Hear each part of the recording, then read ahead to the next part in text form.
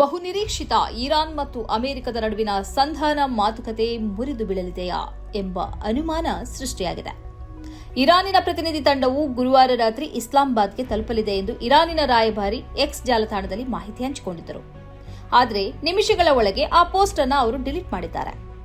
Iran ಪ್ರತಿನಿಧಿ ತಂಡ ಯಾವ ಸಮಯದಲ್ಲಿ ಪಾಕಿಸ್ತಾನಕ್ಕೆ ತಲುಪುತ್ತದೆ ಎಂಬ ಬಗ್ಗೆ ಅವರು ಆ ಬಳಿಕ ಮಾಹಿತಿಯನ್ನು ನೀಡಿಲ್ಲ. ಮಾತ್ರ ಅಲ್ಲ, ಪಾಕಿಸ್ತಾನದ ವಿದೇಶಾಂಗ ಸಚಿವಾಲಯ ಕೂಡ ಈ ಬಗ್ಗೆ ಯಾವುದೇ ಮಾಹಿತಿಯನ್ನು ಹಂಚಿಕೊಂಡಿಲ್ಲ. ಒಂದು ವೇಳೆ ಇರಾನ್ನ ಪ್ರತಿನಿಧಿ ತಂಡವು ಮಾತುಕತೆಗೆ ಸಿದ್ಧವಾದರೂ ಲೆಬನಾನ್ ಮೇಲೆ ಇಸ್ರೇಲ್ ದಾಳಿ ಪ್ರಮುಖ ಚರ್ಚೆಯ ಪ್ರಮುಖ ಭಾಗವಾಗಲಿದೆ ಅಂತ ಹೇಳಲಾಗ್ತಿದೆ. ಇದಲ್ಲದೆ ಇರಾನ್ ಮುಂದಿಟ್ಟಿರುವ 10 ಅಂಶಗಳ ಬೇಡಿಕೆಯನ್ನ ಅಮೆರಿಕ ಆ ಬಳಿಕ ನಿರಾಕರಣೆಯ ಭಾವದಿಂದ ನೋಡಿದೆ. ಅದರಲ್ಲಿ ಕೆಲವು ಬದಲಾವಣೆಗಳನ್ನು ಮಾಡಿದೆ.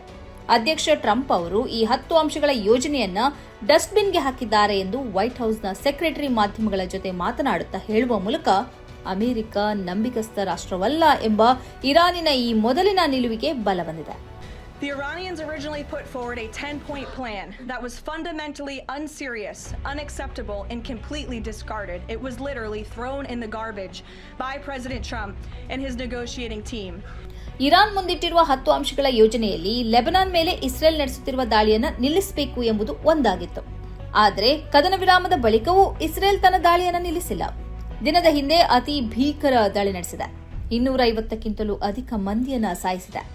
1000ಕ್ಕಿಂತಲೂ ಅಧಿಕ ಮಂದಿಯನ್ನ ಗಾಯಗೊಳಿಸಿದೆ. ಕೇವಲ 10 ನಿಮಿಷಗಳೊಳಗೆ 100ಕ್ಕಿಂತಲೂ ಅಧಿಕ ಮಿಸೈಲ್ಗಳನ್ನು ಹಾರಿಸಿದೆ. ಇದರ ಬೆನ್ನಿಗೆ ಹರ್ಮುಜ್ ಜಲಸಂಧಿಯನ್ನ ಇರಾನ್ ಮುಚ್ಚಿದೆ. ಲೆಬನಾನ್ನ ಮೇಲೆ ಇಸ್ರೇಲ್ ದಾಳಿ ನಿಲ್ಲದ ಹೊರತು ಈ ಸಂಧಾನ ಪ್ರಕ್ರಿಯೆಯಲ್ಲಿ ಭಾಗವಹಿಸುವುದಕ್ಕೆ ಅರ್ಥವಿಲ್ಲ ಎಂಬ ನಿಲುವಿಗೆ ಇರಾನ್ ಬಂದಿದೆ ಎಂಬ ಅಭಿಪ್ರಾಯವೂ ಇದೆ. ಒಂದು ವೇಳೆ ಚರ್ಚೆಯಲ್ಲಿ ಭಾಗವಹಿಸಿದರೂ ಈ ವಿಷಯವೇ ಮುಖ್ಯವಾಗಲಿದೆ. ಈ ಕದನ ವಿರಾಮ ಒಪ್ಪಂದವನ್ನ ಇಸ್ರೇಲ್ ಪಾಲಿಸುತ್ತಿಲ್ಲವಾದ್ರಿಂದ ಮಾತುಕತೆಗೆ ಅರ್ಥವಿಲ್ಲ ಎಂಬ ಅಭಿಪ್ರಾಯವನ್ನ ಇರಾನ್ ತಾಳಿದೆ. ಈ ಸಂಧಾನ ಮಾತುಕತೆಯಲ್ಲಿ ಭಾಗವಹಿಸಲು ಪಾಕಿಸ್ತಾನಕ್ಕೆ ಬರುವವರಿಗೆ ವೀಸಾ ನಿಯಮದಲ್ಲಿ ರಿಯಾಯಿತಿಯನ್ನು ಘೋಷಿಸಲಾಗಿದೆ.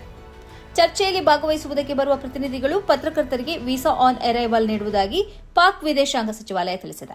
ಇರಾನ್ನಿಂದ ವಿದೇಶಾಂಗ ಸಚಿವ ಅಬ್ಬಾಸ್ ಆರಕ್ಚಿ ಅವರು ಮಾತುಕತೆಯಲ್ಲಿ ಭಾಗವಹಿಸುತ್ತಾರೆ ಎಂಬುದಾಗಿ ಇರಾನ್ ಈಗಾಗಲೇ ದೃಢಪಡಿಸಿದೆ. ಇಸ್ಲಾಮಾಬಾದ್ನಲ್ಲಿರುವ ಸರಿನಾ ಹೋಟೆಲ್ನಲ್ಲಿ ಈ ಮಾತುಕತೆ ನಡೆಯಲಿದೆ. ಇದೇ ವೇಳೆ ಲೆಬನಾನ್ ಜೊತೆ ಒಪ್ಪಂದಕ್ಕೆ ತಾನು ಸಿದ್ಧ ಎಂದು ಇಸ್ರೇಲ್ ಪ್ರಧಾನಿ ನೇತನ್ಯಾಹು ಹೇಳಿದ್ದಾರೆ. ಹಿಜ್ಬುಲ್ಲವನ್ನ ನಿರಾಯುಧಗೊಳಿಸುವುದು ಮತ್ತು ಶಾಂತಿಪೂರ್ಣ ಸಂಬಂಧವನ್ನು ಲೆಬನಾನ್ ಜೊತೆ ಏರ್ಪಡಿಸುವ ಚರ್ಚೆಗೆ ತಾನು ಸಿದ್ಧ ಎಂದು ಅವರು ಹೇಳಿದ್ದಾರೆ.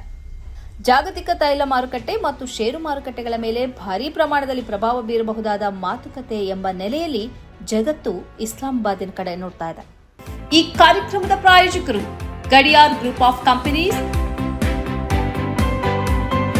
specialized in piling and shoring, engineering consultancy, firefighting, steel structures, real estate. Office, SIT Tower, Silicon Oasis, Dubai, UAE. ಸ್ನೇಹಿತರೆ, ನಿಮ್ಮ ಅದ್ಭುತ ಬೆಂಬಲದಿಂದ ಸನ್ಮಾರ್ಗ ನ್ಯೂಸ್ ಚಾನೆಲ್ ಈಗ 2 ಲಕ್ಷ ಸಬ್ಸ್ಕ್ರೈಬರ್ಗಳನ್ನು ದಾಟಿದೆ. ಇದು ನಮ್ಮ ಯಶಸ್ಸಲ್ಲ, ಇದು ನಿಮ್ಮ ಯಶಸ್ಸು. ನಮ್ಮ ಮುಂದಿನ ಗುರಿ 4 ಲಕ್ಷ. ಇದು ಕಷ್ಟವಲ್ಲ. ನೀವು ಮಾಡಬೇಕಾದದ್ದು ಸಿಂಪಲ್. ನೀವು ಸನ್ಮಾರ್ಗ ನ್ಯೂಸ್ ಚಾನೆಲ್ ವಿಡಿಯೋವನ್ನ ನಿಮ್ಮ ಸ್ನೇಹಿತರಿಗೆ, ಕುಟುಂಬದವರೊಂದಿಗೆ ಹಂಚಿಕೊಳ್ಳಿ ಮತ್ತು ಅವರಲ್ಲೂ ಸಬ್ಸ್ಕ್ರೈಬ್ ಮಾಡಲು ಹೇಳಿ. ನೀವು ಶಕ್ತಿಯನ್ನು ಕೊಡಿ, ನಾವು ನಿಖರ ಸುದ್ದಿ ಕೊಡ್ತೇವೆ. ಧನ್ಯವಾದಗಳು.